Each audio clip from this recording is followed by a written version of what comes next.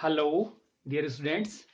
आज हम लोग पढ़ने जा रहे हैं क्रांति कोण और पूर्ण आंतरिक परावर्तन यानी critical angle and total internal reflection. ध्यान समझेंगे बच्चों। इससे पहले हम लोग जो है अपवर्तन, प्रकाश का अपवर्तन जो है, जब प्रकाश एक माध्यम से दूसरे माध्यम में जाता है तो प्रकाश का अपवर्तन किस प्रकार से होता है ये पढ़ रहे थे। आज इससे आगे हम थोड़ा सा समझेंगे, ध्यान देखेंगे, ये समझने की कोशिश करते हैं। ये मान लो ये हमारे पास दो माध्यम है। ये माध्यम 2 मान लो ये सघन माध्यम है और ये कोई माध्यम 1 है, ये विरल माध्यम है तुलनात्मक रूप से। तो जब ये हम लोग जान रहे होते हैं, ये पहले से हम पढ़े हैं कि जब भी प्रकाश की किरण विरल से सघन में आती है तो अभिलंब की ओर झुक जाती है। क्लियर है सब। और जब कोई प्रकाश की किरण सघन से, यदि ये विरल है माध्यम और ये सघन माध्यम, तो प्रकाश की किरण जब विरल से सघन माध्यम में आ रही होती है तो अपवर्तन के पश्चात ये अविलंब की ओर झुक जाती है। और जब प्रकाश की किरण सघन से विरल माध्यम की ओर गमन करती है तो क्या होती है, यदि ये सेम माध्यम होता तो ये सीधी जाती, लेकिन माध्यम बदला और सघन से विरल में ये प्रकाश की किरण पारगमित हुई तो यहाँ पे रिफ्रैक्शन होगा और ये अविलंब से दूर हट जाएगी। इस तरह से क्लियर हो रहा है सबको। तो यहाँ पे देखते हैं हम लोग, ये हमारे पास नीचे वाला सघन माध्यम है और ऊपर वाला मान लो ये विरल माध्यम है। और यहाँ पे समझेंगे, मैं समझाने की कोशिश करता हूं आपको समझना। ये कोई प्रकाश की किरण यहाँ पर इस सघन माध्यम से विरल माध्यम में आ रही है। सपोज करो ये कोण इसका कितना है, आई। आई कोण पर ये सघन माध्यम में आपतित हो रही है प्रकाश की किरण। जैसे ये विरल माध्यम में पहुंचेगी अपवर्तन की घटना होगी, क्या होगा, ये अविलंब से दूर हटेगी। ये कोण क्या मिला हमको, आर, अपवर्तन कोण। अब हमने क्या किया, इस आपतन कोण के मान को बढ़ाया। आपतन कोण का मान हम बढ़ाते चले गए। पहले आई था, आई से हमने थोड़ा इसको बढ़ा दिया, ये I1 कर दिया सपोज। अब क्या होगा, ये I1 का मान हमने I से बढ़ा लिया। हम यानी ग्रेजुअली हम आपतन कोण के मान को बढ़ाते चलते हैं। तो क्या होगा, यहां से फिर से अब जब ये पारगमित होगी और ये विरल माध्यम में जाएगी, अविलंब से दूर हटेगी। तो पहले कोण I था तो इस तरह से, अब ये यहां से इस तरह से रिफ्लेक्ट होगी, इस तरह से इसमें रिफ्रैक्शन आएगा, इस तरह से अपवर्तित होगी। अब ध्यान से देखो, यदि हम इस आपतन कोण के मान को बढ़ाते चले जाएं तो एक कंडीशन इसमें ऐसी आएगी, यहां से ध्यान से समझना। एक स्थिति ऐसे इसमें ऐसे आ सकती है कि ये आपतन कोण का मान बढ़ाते बढ़ाते इतना बढ़ जाए कि यहां पे ये किरण अपवर्तित होकर के इस प्रकार से, यानी ये आर बढ़ते बढ़ते क्या हो जाए, 90 डिग्री हो जाए। ध्यान समझना, आपतन कोण का मान बढ़ते बढ़ते बढ़ते एक ऐसे विशेष आपतन कोण के मान पर पहुंचा जिसके लिए विरल माध्यम में अपवर्तन कोण कितना मिले आपको, 90 डिग्री। तो ऐसे में प्रकाश की किरण ऐसे जाएगी और इस अंतरापृष्ठ को छूती हुई, यानी ग्रेजिंग इमरजेंस होते हुए, यानी सतह को छूते हुए पार निकल जाएगी, सीधी निकल जाएगी अंतरापृष्ठ पर, यह आपतित किरण होगी। तो ये जो विशेष एंगल आपको प्राप्त हो रहा है, ध्यान से देखना, ये जो विशेष एंगल है, इस आपतन कोण को हम लोग क्रिटिकल एंगल कहते हैं। इसको हम सी से दर्शाते हैं। यहाँ पे ध्यान देना सभी लोग, इस आपतन कोण का जो ये विशेष आपतन कोण है जिसके लिए हमें, लेकिन किसमें, ध्यान से देखना, सघन माध्यम में प्रकाश की किरण किस माध्यम से, जब किस माध्यम में जा रही होंगी, जब सघन से विरल में जा रही होंगी, तो आपतन कोण के मान को हमने ग्रेजुअली बढ़ाते चले गए हम, तो एक आपतन कोण ऐसा हमें प्राप्त हुआ यहां पर सघन माध्यम में, जिसके लिए विरल माध्यम में अपवर्तन कोण कितना मिला, 90 डिग्री मिला। वो जो विशेष आपतन कोण है उसको हम लोग कहते हैं क्रांतिक कोण, क्रिटिकल एंगल। इसलिए उसको हम किससे दर्शाते हैं बच्चों, यहां से सी से। ठीक है, सबको समझ में आ गया। थोड़ा इसकी डेफिनेशन लिख लेते हैं। डेफिनेशन लिखेंगे कैसे, सघन माध्यम में, ठीक है, आपतन,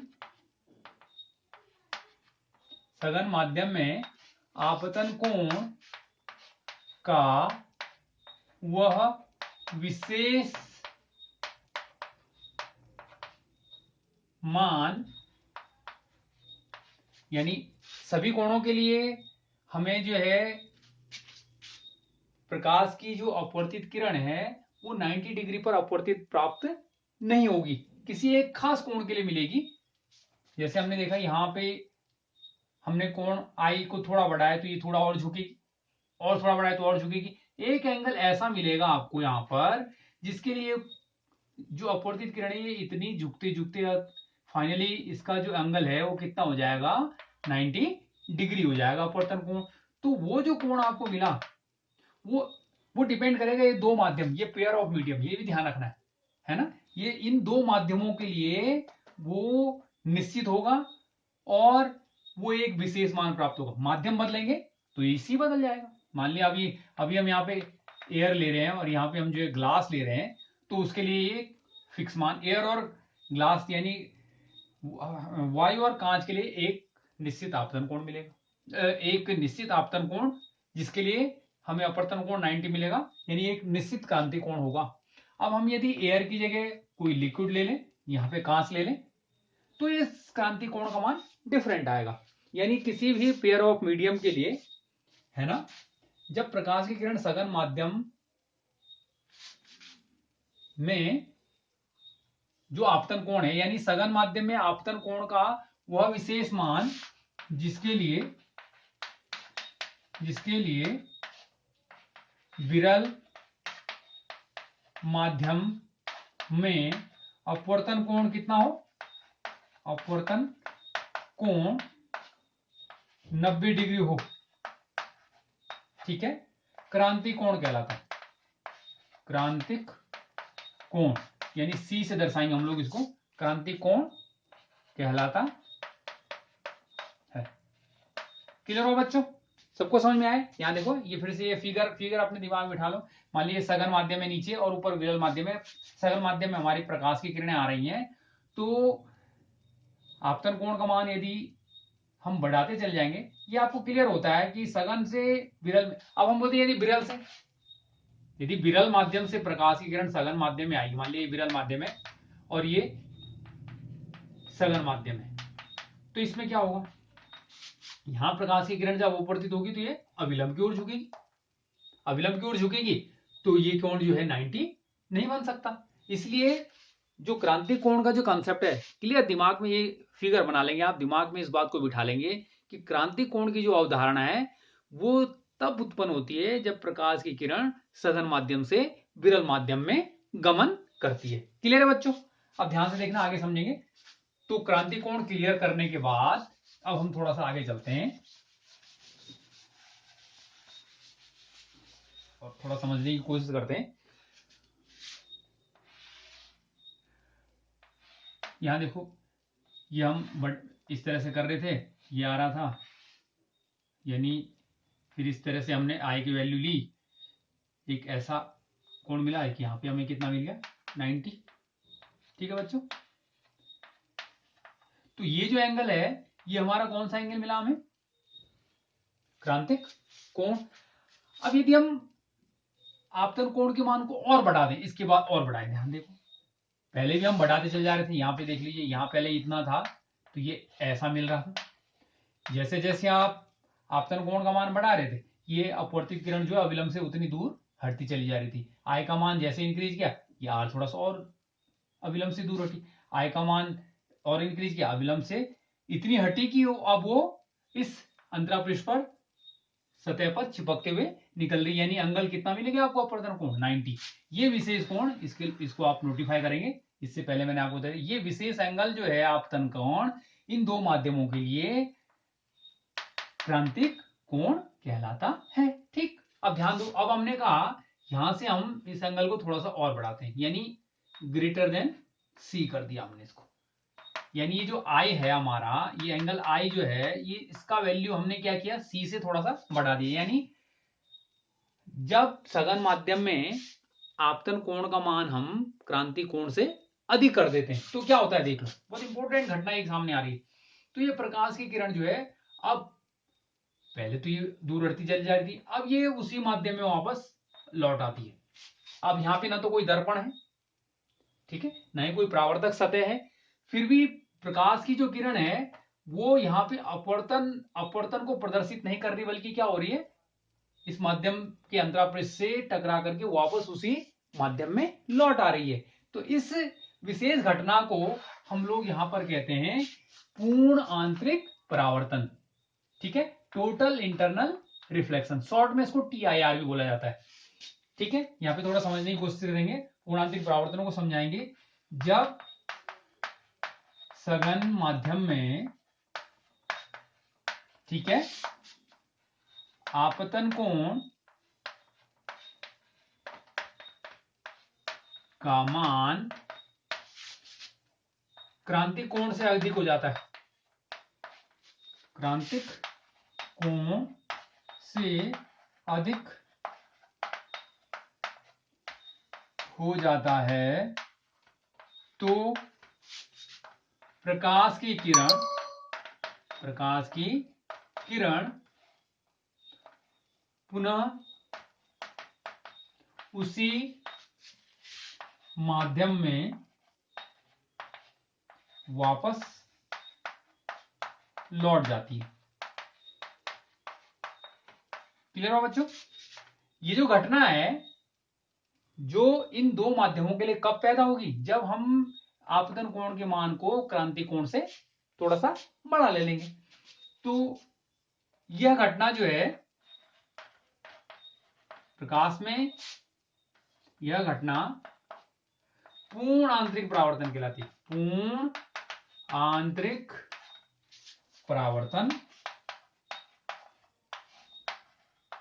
यानी शॉर्ट में बोलेंगे तो TIR, टोटल इंटरनल रिफ्लेक्शन परावर्तन कहलाती है। क्लियर हो बच्चों? आगे देखो, समझने की कोशिश करेंगे।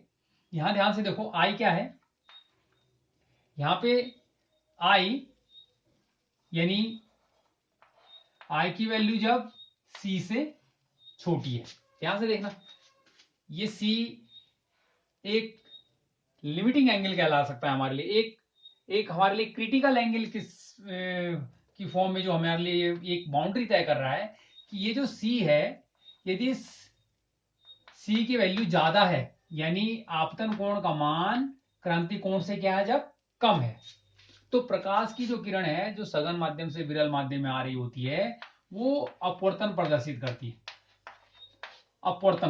वो अपवर्तन दिखाएगी। जैसे देखो इस कंडीशन में, ठीक है, अभी आई का जो मान है वो सी से कम है, क्रांति कोण से कम है, यानी if angle of incidence is less than critical angle, तो रे ऑफ जो लाइट है वो रिफ्रैक्शन शो करेगी, यानी अपवर्तन दिखाएगी। क्लियर हुआ? क्लियर हुआ बच्चों? देखो अब दूसरी बात देखो, आई इक्वल टू जब सी हो रहा है, यहां देख, ये आई इक्वल टू सी की घटना है, ठीक है, जब आई इक्वल टू सी हो जाएगा तो प्रकाश की किरण जब सघन माध्यम से आपतित होती है और आपतन कोण किसके बराबर हो जाएगी, क्रांति कोण के बराबर हो जाए, तो प्रकाश की जो किरण है वो अंतरापृष्ठ के साथ चिपकते हुए, यानी ग्रेजिंग इमरजेंस होते हुए सतह से चिपक करके बाहर निकलती है, यानी इसमें जो है 90 डिग्री का उसका जो रिफ्रैक्शन एंगल है वो प्राप्त होता है। ठीक है, क्लियर हो रहा है? अब देखो तीसरी स्थिति देख लीजिए, जब आई का जो वैल्यू है वो ग्रेटर देन सी होता है, देख लीजिए आप यहां पे, आय का मान यानी आपतन कोण का मान जब किन्हीं दो माध्यमों के लिए क्रांति कोण से अधिक प्राप्त होता है तो प्रकाश की किरण अपवर्तन प्रदर्शित नहीं करती है, बल्कि क्या होता है वो उसी माध्यम में वापस लौट आती है। यानी यहां ऐसी स्थिति यदि किसी प्रकाश की किरण के लिए पैदा होती है तो वो प्रकाश की किरण पूरी की पूरी क्या होती है, उसी माध्यम में वापस परावर्तित हो जाती है। तो ये जो घटना है, यहाँ पे प्रकाश की किरणें वापस लौट रही हैं, ना यहाँ कोई परावर्तक सतह है, ना यहाँ कोई दर्पण है, फिर भी प्रकाश की, जबकि दोनों ही ट्रांसपेरेंट मीडियम, दोनों ही पारदर्शी मीडियम थे, फिर भी प्रकाश की किरण वापस लौट जा रही है, यानी परावर्तन की घटना पैदा हो रही है। यानी पूरा का पूरा जो प्रकाश इसमें आपतित होगा वो पूरा का पूरा क्या हो जाएगा, मैक्सिमम प्रकाश जो है वह उसी माध्यम में वापस लौट जाएगा। तो ऐसी दशा में हम इसको क्या कहते हैं भाई, पूर्ण आंतरिक परावर्तन कहते हैं, टोटल इंटरनल रिफ्लेक्शन कहते हैं, यानी TIR कहते हैं। क्लियर हुआ बच्चों? चलो ये परिभाषा आपको समझ में आई। अब देखो नोट कर लीजिए, पॉज करके नोट कर लीजिए, समझने की कोशिश कर लीजिए। ठीक है, पॉज करें और नोट करें। ओके, 1 2 3 मिटा दो। चलो देखो यहां क्या दिखाएगा, TIR। यहां क्या दिखाएगा, अपवर्तन। यहां क्या दिखाएगा, ग्रेजिंग इमरजेंस, यानी सतह से लगते हुए हमारी प्रकाश की किरण निकलेगी। ये C जो है बाउंड्री निर्धारित कर रहा है कि यदि I का मान C के इक्वल है तो ग्रेजिंग इमरजेंस होगा, I का मान जो है C से कम होगा तो अपवर्तन की घटना होगी प्रकाश की किरण में, I का मान यदि C से बड़ा होगा तो पूर्णांतरिक परावर्तन की घटना होगी। अब ध्यान देना, यहाँ पे जो ये परावर्तन होता है, ठीक है, ये ठीक उसी तरह से जो हम रेगुलर जो रिफ्लेक्शन हमने पढ़ा था इससे पहले, परावर्तन, उन्हीं परावर्तन के नियमों का ये पूर्णतः पालन करता है। ठीक है, यानी एंगल आई जो होगा ये ठीक इस एंगल आर के बराबर प्राप्त होगा। यानी रिफ्लेक्शन चाहे यानी परावर्तन चाहे किसी भी तरीके से हो रहा हो, परावर्तन हमेशा परावर्तन के नियमों का पालन करेगा, चाहिए इस तरह से TIR की कंडीशन में हो, टोटल इंटरनल रिफ्लेक्शन हो रहा हो, पूर्णांतरिक परावर्तन हो रहा हो, इसमें भी जो प्रकाश की किरणों का जो आपतन कोण और परावर्तन कोण होगा वो सदैव बराबर प्राप्त होंगे। ठीक है, क्लियर हो रहा है? चलो आगे समझो।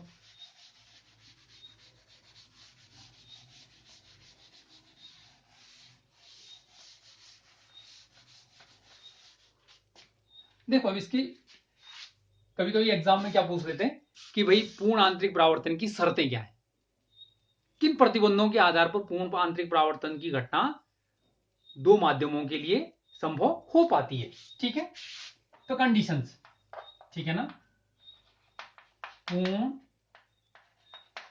आंतरिक परावर्तन के लिए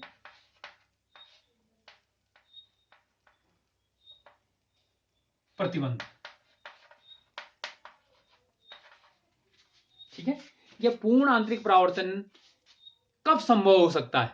तो देखो पहली चीज क्लियर से समझना, ये दशाएं क्या हो सकती हैं पूर्ण आंतरिक परावर्तन के लिए। पहली कंडीशन मैंने आपको दिखाया था अभी, पूर्ण आंतरिक परावर्तन केवल कब संभव होगा, जब प्रकाश सघन माध्यम से यानी डेंसर से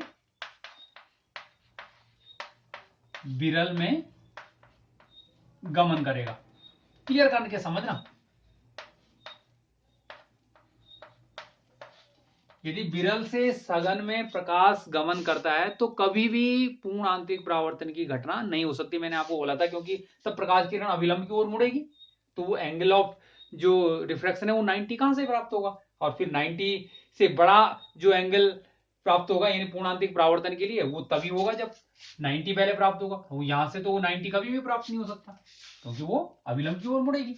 दूसरी चीज देख लीजिए, दूसरी कंडीशन क्या होगी, दूसरी जो कंडीशन है, जो एंगल ऑफ इंसिडेंस है, ठीक है, यानी किन्हीं भी दो माध्यमों के लिए जो आपतन कोण है, जब उस आपतन कोण का मान क्या होगा बोलो, अभी मैंने समझाया था आपतन कोण का मान क्या होगा, जब आपतन कोण का मान क्रांति कोण से अधिक हो जाएगा किन्हीं भी दो माध्यमों के लिए, तो वहां पे अपवर्तन की घटना संभव न होकर के परावर्तन की घटना उत्पन्न हो जाती है। तो उसको कहते हैं हम लोग पूर्ण आंतरिक परावर्तन। तो दो शर्तें, जो शर्तें, प्रतिबंध, शर्तें भी लिख सकते हैं आप एग्जाम में, शर्तों आप जो दोनों ही लिख सकते हैं, शर्तें या प्रतिबंध, कुछ भी कह सकते हैं इसको, प्रतिबंध। यानी पूर्ण आंतरिक परावर्तन कब संभव होगा? जब प्रकाश सघन से विरल की ओर गमन कर रहा होगा, पहली बात, और सघन माध्यम में जो आपतन कोण है वो क्रांति कोण से जब बड़ा हो जाएगा तो ही पूर्ण आंतरिक परावर्तन संभव हो पाएगा। चलो अब इसकी कैलकुलेशन कर लेते हैं, फॉर्मूला बना लेते हैं जल्दी से, और फिर न्यूमेरिकल करेंगे यदि वीडियो थोड़ा सा लंबा नहीं होगा, नहीं तो नेक्स्ट लेक्चर में बताएंगे आपको। ध्यान से देखो, आप समझिए, इसके लिए फॉर्मूला ड्राइव करेंगे हम। यानी अब हम मान लेते दो मीडियम है हमारे पास, ये कोई माध्यम है जिसके लिए मान लिया हमारा जो अपवर्तनांक है म्यू टू। देखो कभी हम म्यू से भी दर्शा सकते हैं अपवर्तनांक को, एन से भी दर्शाते हैं, तो कोई दिक्कत नहीं। और ये हमारा माध्यम वन है, इसका अपवर्तनांक सपोज क्या है, म्यू वन है। ये डेंस है और ये रियर है, ठीक है। यानी विरल ऊपर वाला माध्यम और नीचे वाला माध्यम कैसा है, सघन सपोज, ठीक है। और देखते हैं हम प्रकाश की किरण हमारी इस सघन माध्यम से सपोज आ रही है ऐसे, ये हमारी आपतन कोण है, ठीक है। क्लियर हो रहा है? अब हम C यानी क्रांति कोण तथा अपवर्तनांक में संबंध स्थापित करना चाह रहे हैं। क्या संबंध होता है? अब मान लीजिए C से यहां पे आपतित हुई, ये आपतन कोण C हो गया, तो इसके लिए हमें अपवर्तित किरण कैसे मिलेगी, अभी बताया था। देखो ये निकलेगी और ये 90 डिग्री पे यहां पे अपवर्तित होगी बच्चों, सबको क्लियर हो रहा है? ये देख लीजिए कितना एंगल मिलेगा, 90 डिग्री। अब देखो फॉर्मूला देखेंगे हमारे पास, अब किस किस का संबंध निकालना चाह रहे हैं हम, किन्हीं भी पेयर ऑफ मीडियम जो हमारे पास दिया हुआ है, किन्हीं दो माध्यमों के लिए, देखो माध्यम, यदि इन दो माध्यमों से एक भी माध्यम बदल जाएगा, ये सी बदल जाएगा, ये मैंने आपको पहले बदला है। यदि ये दो माध्यम सेम है तो ये सी का मान कांस्टेंट रहेगा इनके लिए। इनमें से ये माध्यम बदल दें या ये बदल दें तो सी का वैल्यू बदल जाएगा। तो किसी माध्यमों के किसी जोड़े के लिए, ठीक है,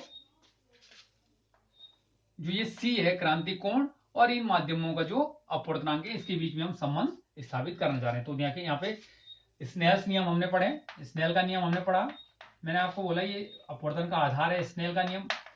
सारी घटनाएं और उन पर आधारित जो फॉर्मूले हैं और वो सब इसके आधार पर हमारे पास उनके रिलेशन प्राप्त होते हैं। देखो स्नेल का नियम क्या बोलता है कि आपतन कोण की जो ज्या होती है और अपवर्तन कोण की जो ज्या होती है वो क्या होती है भाई, जिस माध्यम में प्रकाश की किरण जा रही है उसका अपवर्तनांक पहले माध्यम के सापेक्ष, तो किस में जा रही है, इसमें जा रही है, आ किससे रही है, इसमें। तो समझ लो, मैं पहले आपको समझाया भी था। यहां पे देखो आपतन कोण कितना है आपका, साइन सी, अपॉन अपवर्तन कोण कितना है, साइन 90। क्लियर समझना, या मैं, चलो ठीक है, आपको सीधे मैं यहाँ पे स्नेल का नियम लगा के बता रहा हूं, साइन सी अपॉन साइन सी, साइन सी अपॉन साइन 90, आपतन कोण इस माध्यम का, अपवर्तन कोण इस माध्यम का, ठीक है। या देखो इस तरीके से करो, जो मैंने आपको बताया था कि इस माध्यम का आपतन कोण और इस माध्यम का अपवर्तनांक, यानी म्यू टू इंटू साइन सी, ये भी तो बताया मैंने आपको तरीका, बराबर इस माध्यम का अपवर्तन कोण है, इसका अपवर्तनांक म्यू वन इंटू साइन 90, ठीक है। वही है, हमने आपको बताया था, ऐसे बताया था, sine i upon sine r equal to mu two one, ये बताया था ना, ठीक है। ठीक उसी तरह से तो हमने कहा था इसको mu two upon mu one लिख सकते हैं, तो ये म्यू वन इसके साथ जाएगा, यानी mu one into sine i बराबर mu two into sine r, ठीक है। क्लियर हो? तो ठीक उसी तरह से यहाँ पे इसको समझने की कोशिश करेंगे। पहले भी हमने आपको ये फॉर्मूला लगा के बताया था, म्यू टू यानी इस माध्यम में जो अपवर्तनांक है म्यू टू है इसका, ठीक है, एब्सोल्यूट जो रिफ्रैक्टिव इंडेक्स है इसका, और इसमें जो एंगल ऑफ इंसिडेंस है sine C, mu two sine C equal to क्या हो जाएगा, इसका अपवर्तनांक म्यू वन साइन 90, ठीक है। अब यहां देखो, इसको लिख सकते हैं sine C upon sine 90 is equal to कितना है बच्चों, μ1 अपॉन μ2। क्लियर हो गया? ये हमने यहाँ पे ट्रांसपोज कर दिया, पक्षांतर कर दिया। साइन 90 की वैल्यू कितनी होती है सबको मालूम है, 1। ओके, तो ये क्या आ जाएगा, sine C equal to μ1 upon μ2। Clear हुआ? चलो आगे समझो। यानी इस पहले माध्यम का इस दूसरे माध्यम के सापेक्ष अपवर्तनांक हुआ ये, या हम इसको ऐसे लिख सकते हैं, साइन सी बराबर क्या है भाई, μ1 यानी म्यू विरल, ध्यान से रखना विरल, अपॉन म्यू सघन। हमेशा ध्यान रखना, जब भी आप क्रांतिक कोण का माध्यम के साथ फॉर्मूला निकाल रहे होंगे तो साइन सी बराबर क्या आ जाएगा, म्यू विरल यानी जिस माध्यम में बाद में प्रकाश की किरण जा रही है, और म्यू सघन यानी जिससे पहले वो आ रही थी। क्रांतिक कोण बनता ही कब है, पहले ही बताया, क्रांतिक कोण बनेगा ही कब, जब प्रकाश की किरण सघन से विरल की ओर जा रही होगी, सघन माध्यम से विरल माध्यम में पारगमित हो रही होगी, तभी ये क्रांतिक कोण प्राप्त होता है। तो क्रांतिक कोण की वैल्यू जो है साइन सी इक्वल टू क्या हो जाएगा, म्यू विरल बटे म्यू सघन, यानी जैसे यहाँ पे μ1 था बटे μ2। क्लियर हो रहा है? अब देखो आगे, अब यहां इन दो माध्यमों में यदि ये पहला माध्यम क्या हो, एयर, क्या हो पहला माध्यम, एयर, ठीक है ना, ध्यान से देखो, ये एयर ले लिया हमने और ये कोई हमने माध्यम ले लिया, माध्यम 2, ठीक है, अभी 90 हो गया, इसी हो गया। यदि ये एयर है तो हमें मालूम है एयर का जो अपवर्तनांक होता है वो कितना होता है, 1। तो हम क्या ले लेंगे, sine C equal to 1 upon mu, और ये म्यू किसका हो जाएगा, ये म्यू हो जाएगा ये जो दूसरा माध्यम है, जो सघन माध्यम है, उसका जो अपवर्तनांक है, sine C equal to 1 upon mu. ठीक है, क्लियर हो रहा है? या कहीं कहीं आपको ये ऐसा लिखा हुआ मिलेगा, sine C equal to 1 upon mu 2 1, यहां से ऐसे भी लिख सकते हैं, क्योंकि हम क्या करते हैं, इसको समझाने की कोशिश करता हूं आपको जरा। ये समझ गए सब लोग, इनका रिलेशन आ गया आपको समझ में? हमने भी निकाला था साइन सी बराबर μ1 अपॉन μ2, ठीक।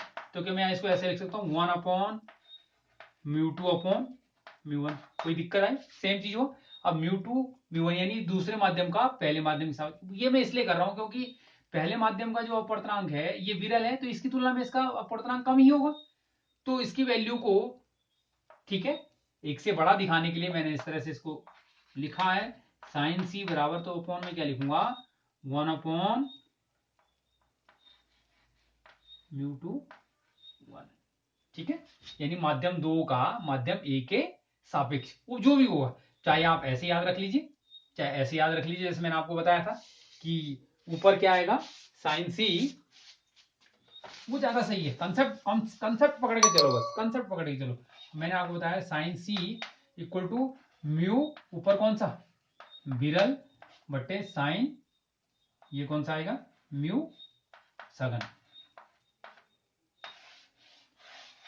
इसकी वैल्यू 1 से कम आएगी, देखो ये एंगल जो है, साइन सी का जो वैल्यू है वो 1 से कम कब आएगा, जब ऊपर क्या होगा, म्यू छोटा होगा। तो इसलिए ये आपको इस तरह से भी आप इसको अपने दिमाग में फॉर्मूले को याद रख सकते हैं। कभी भी आप साइन सी का दो माध्यमों के लिए जो है रिलेशन निकालेंगे, तो ऊपर कौन से माध्यम का अपवर्तनांक लेना है आपको, विरल माध्यम का, यानी जिसमें प्रकाश की किरण अपवर्तित हो रही है, और ये सघन माध्यम का अपवर्तनांक, यानी साइन सी बराबर म्यू विरल बटे म्यू सघन। क्लियर हो गया बच्चों? चलो अब हम पूर्ण आंतरिक जो परावर्तन है, इस पर आधारित जो है कुछ घटनाएं हमारे दैनिक जीवन में हो रही होती हैं, उनको हम समझने की कोशिश करेंगे।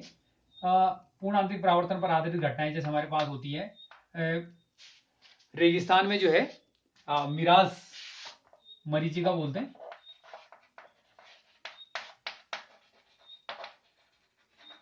या ठंडे प्रदेशों में, है ना, ध्रुवीय प्रदेशों में, ध्रुवीय प्रदेशों में कि मरीचिका, इसको लूमिंग बोलते हैं हम लोग, लूमिंग, लूमिंग, ठीक है। या बहुत सारी ऐसी घटनाएं हैं, हीरे का चमकना, हीरे का चमकना, ठीक है। या चटका हुआ कांच, हम देखते हैं जो कांच जब चटक जाता है तो हम देखते हैं जो दरार होती है कांच के अंदर वो भी बहुत ज्यादा चमकीली दिखाई देती है, वो सब चीजें हम कहते हैं। देखो एक मैं आपको बताता हूँ, मान लिया हमने कोई कांच ले लिया जिसका अपवर्तनांक कितना है बच्चों, 1.5। देखो अलग अलग किस्म का कांच होता है, क्राउन कांच, फ्लिंट कांच, तो डिफरेंट डिफरेंट उनके अपवर्तनांक हो सकते हैं। तो ये कोई कांच है जिसका वायु के सापेक्ष अपवर्तनांक कितना है, 1.5, तो उसके लिए क्रिटिकल एंगल कितना होता है, मान लिया कांच ले लिया हमने अपवर्तनांक सी, तो साइन सी बराबर क्या लिया हमने, म्यू विरल बटे म्यू सघन। फॉर्मूला, यदि एक माध्यम एयर है ऊपर वाला, नीचे वाला एक कांच है, ये वायु है और ये कांच है, और इसका अपवर्तनांक हमारे पास 1.5 दिया है, तो इसके लिए मैं फॉर्मूला को यूज करके कोशिश करता हूं निकालने की सी की वैल्यू कितनी आएगी, वायु और कांच के लिए सी की वैल्यू कितनी आएगी, यानी क्रांति कोण कितना आएगा। तो देखो वायु के लिए μ1 और कांच के लिए 1.5, तो साइन सी कितना आ रहा है, 10/15, यानी 5 या 15, 5 10, यानी साइन सी आ रहा है हमारे पास 0.6666 करके, इस तरह से हम 6-7 कर सकते हैं, कोई दिक्कत नहीं। तो सी कितना आएगा, साइन इनवर्स 2/3, या आप इसको 0.66 है, इसकी वैल्यू यदि हम कैलकुलेट करते हैं टेबल से हम निकालते हैं 0.6667, तो इसकी वैल्यू बच्चों को पता है कितनी प्राप्त होगी, 42 डिग्री। क्लियर है, यानी कांच और वायु के लिए जो क्रांति कोण है उसका वैल्यू आपको कितना मिलता है, लगभग 42 डिग्री। सबको समझ में आए। अब ये कुछ अन्य घटनाएं हैं जो पूर्ण आंतरिक परावर्तन पे, एक देखो बहुत इंपॉर्टेंट जो हमको पढ़ना है, ऑप्टिकल फाइबर, प्रकाशिक तंतु, प्रकाशिक तंतु, ये सारी चीजें जो है, चूंकि वीडियो कुछ लंबा होता चला जा रहा है, तो नेक्स्ट लेक्चर में हम लोग जो है पूर्ण आंतरिक परावर्तन पर इन घटनाओं को समझने की कोशिश करेंगे। इनको आपको जो है पूर्ण आंतरिक परावर्तन के आधार पर कैसी ये उत्पन्न होती है घटनाएं, कैसे इनका जो है हम समझ सकते हैं, इनकी व्याख्या की जा सकती है। आज के लिए इतना ही, ओके, थैंक यू।